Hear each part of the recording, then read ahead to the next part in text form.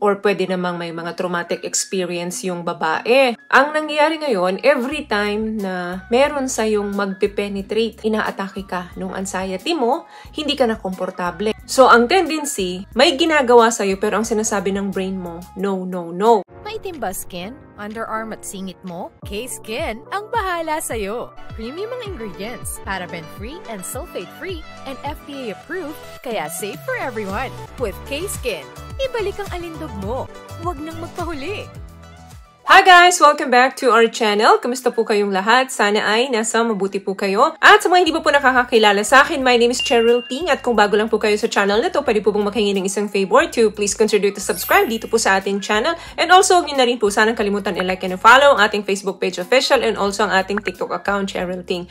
Maraming salamat po. And for today's video is regarding ito doon sa nag-viral na video na Blue platform tungkol doon sa nabasa ko po sa mga comment section ninyo na ang daming nagre-request na i-review natin ito. So, sabi ni Ma'am Max, Miss Cheryl, gawan niyo po ng content about sa paglalak ng ari sa babae habang naiiyot.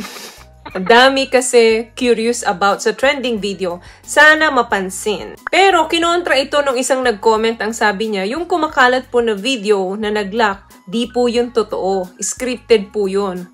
Content lang nila. Nagsabi naman at concern talaga bakit daw ba nangyayari yun? Pwede din ba mangyari na mag-lock kahit dildo lang ang gamit? Sana mapansin mo, ma'am. Thanks in advance. So, iba't iba pong mga comments ang nabasa ko dyan sa video natin. Kaya nag-decide ako na gawa natin. Ito, panoodin natin, guys.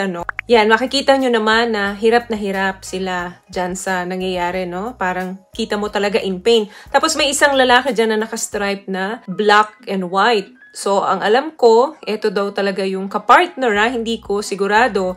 Pero yun ang kumakalat na chismis. Sa madaling salita, pinalalabas dito sa video na to na hindi niya asawa yung katalik niya. Kahit man siguro ako, kung ako yung lalaking nakabantay, napapansin ko parang very anxious siya dyan, agitated. Kasi nga, nakakita niya, kung totoo nga is yung wife niya nakapatong sa iba. So, dalawang scenario yung sisilipin natin dito. Kung bakit naglalak, may nangyayari po talagang ganito. So, kahit na ito scripted lang, totoo pong nangyayari ito. Ako mismo, may nasaksihan po akong pasyente, na saktong ipinasok sa emergency.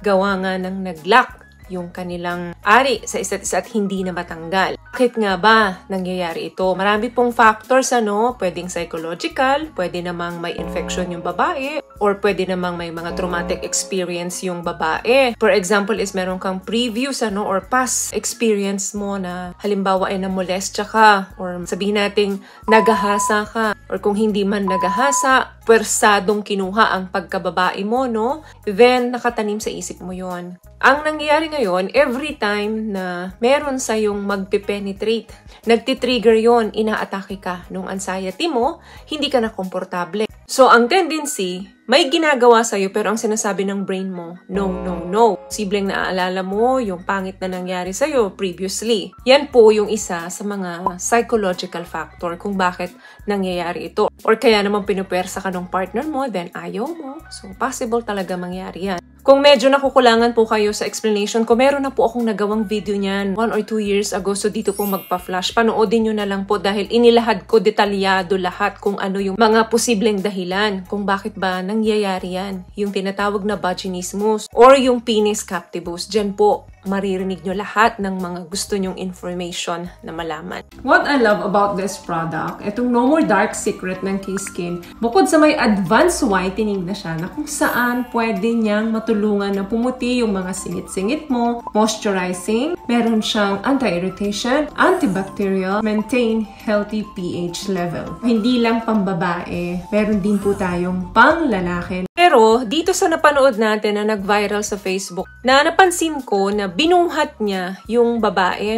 dinala niya sa sasakyan para siguro magpunta sila sa hospital, Pag po kasi kayo ay nasa ganyang sitwasyon at medyo tumagal na ng ilang minuto, oras na, napakasakit na po niyan. Hindi nyo na talaga magagalaw yan kasi pareho ng swollen yung genitals ninyo. Pero nagtataka ako, bakit kasi nabuhat niya pa yung babae papunta doon sa sasakyan. Naglakad sila, take note, eto panood panoodin natin yung video. So, ayan, mapapansin nyo, tinulungan nung isang babae, ewan ko kung nanay niya to, na iangat sila, no? Ayan, maraming tao nasa paligid nila. Siguro, ayan, yung isa parang na-stress pa, yung mga taong nasa paligid nila. So, possible nga na ito ay script lang. Hindi ako sigurado, no? Kasi nagbabase lang po tayo sa video at saka dun sa sitwasyon. Kapag kasi tayo ay nasa ganitong kondisyon at medyo tumagal na, tulad ng nasabi ko, namamaga na ito. So, mahihirapan na po kayong gumalaw talaga. Kaya usually kapag ganito, isinasakay na nila sa stretcher. Pero dito kasi, mapapansin mo na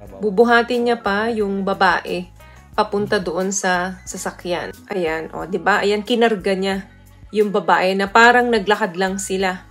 Nang parang may karga-karga ka lang, ganun. Dapat yan, masakit na yan. Kasi ilang oras na yung tumatagal. Dinala niya pa. Naglakad pa siya. Kapag naglalakad tayo, di ba yung left and right natin, backward and forward ang ginagawa. So, magagalaw talaga to na magkukos ng mas sobrang masakit. Baka mapasigaw ka pa kapag every time na ginagalaw kayo. Hanggang makasakay nga sila. Ayan, itinaas niya pa yung isang paa. Tapos yung itsura ng babae, di ba? Parang nakakandong lang siya.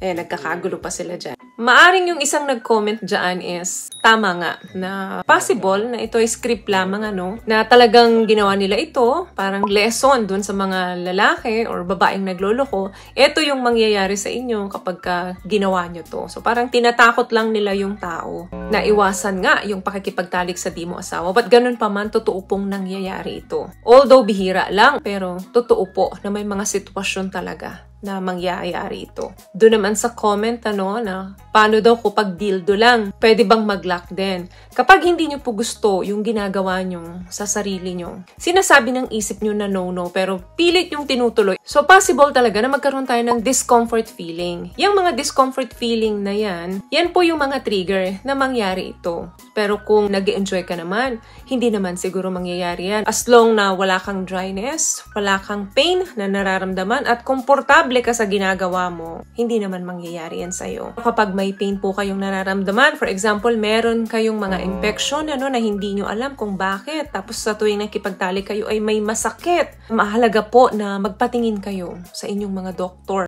para maiwasan natin yung mga ganyang pangyayari. So, I hope kahit na medyo huli yung pagre-review natin dito, so nabigyan tayo ng konting linaw. Nabigyan po kayo ng tips na talaga pong nag-i-exist ang ganitong sitwasyon. Ingat, kapag hindi asawa, wag makipagtalik. Kung hindi po komportable sa ginagawa sa inyo or ginagawa ninyo, dahil may nararamdaman kayong pain, itigil nyo po. Huwag nyo pong ipilit. Better na magpakonsulta muna sa doktor kung saan nanggagaling yung mga pain na yan. Nang sa ganon, ma-inform po tayo at maiwasan yung takot. So, thank you guys for watching and see you in our next one. Always love yourself and be a blessing. Bye!